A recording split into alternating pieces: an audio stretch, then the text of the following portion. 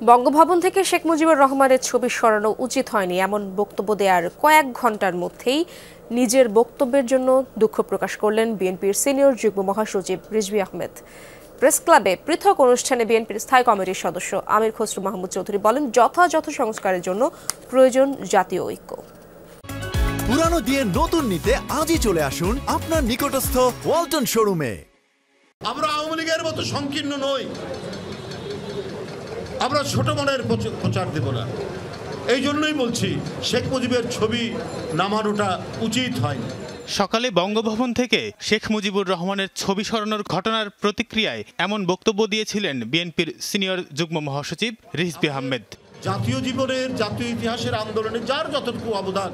বক্তব্যের কয়েক ঘন্টা না পেরোতেই নিজের বক্তব্য প্রত্যাহার করেন তিনি। একই সাথে দুঃখ প্রকাশ করেন রিজভী। গণমাধ্যমে পাঠানো এক বিবৃতিতে বলেন, তিনি ভেবেছিলেন বঙ্গভবনের দরবার কক্ষে যেখানে সব রাষ্ট্রপতির ছবি ঝোলানো, সেখান থেকে শেখ মুজিবের ছবি নামানো হয়েছে। মূলত ছবিটি সরানো হয়েছিল গণভবনের অন্য একটি অফিস কক্ষ থেকে।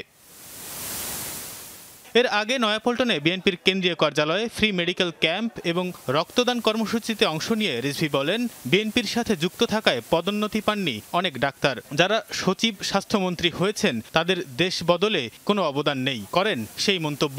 অত্যন্ত ভালো ডাক্তার, লেখাপড়ায় অত্যন্ত ভালো, অধিকাংশই পোস্ট গ্র্যাজুয়েশন করা। কিন্তু শেখ হাসিনা দেশের মধ্যে সংকীর্ণতা এবং বিভাজন এত বেশি তৈরি করেছিলেন।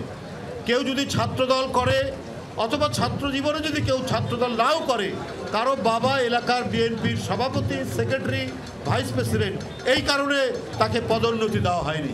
প্রেস ক্লাবে অপর এক অনুষ্ঠানে বিএনপির স্থায়ী কমিটির সদস্য আমির খসরু মাহমুদ চৌধুরী টেক ব্যাক বাংলাদেশ নাগরিক ভাবনা শীর্ষক গোল টেবিল বৈঠকে অংশ নেন। বলেন, যথাযথ সংস্কারের জন্য প্রয়োজন জাতীয় ঐক্য। সংস্কারের নিয়ে যদি চিন্তা করতে হয় তাহলে জাতীয় ঐক্যমতের ব্যাপার আছে এখানে। আর সবচেয়ে বড় কথা হচ্ছে সংস্কারের সাথে জড়িত যে গুরুত্বপূর্ণ বিষয়টি হচ্ছে জনগণের সমর্থনে আপনি সংস্কার করবেন।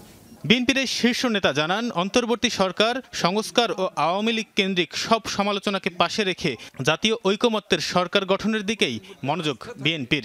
এটা বিএনপির একা সংস্কারের বিষয় না, এটা সমস্ত জাতির ঐক্যমত্য একটি চিন্তার প্রতিফলন। তানভীর সিদ্দিক টিপু, যমুনা নিউজ, ঢাকা।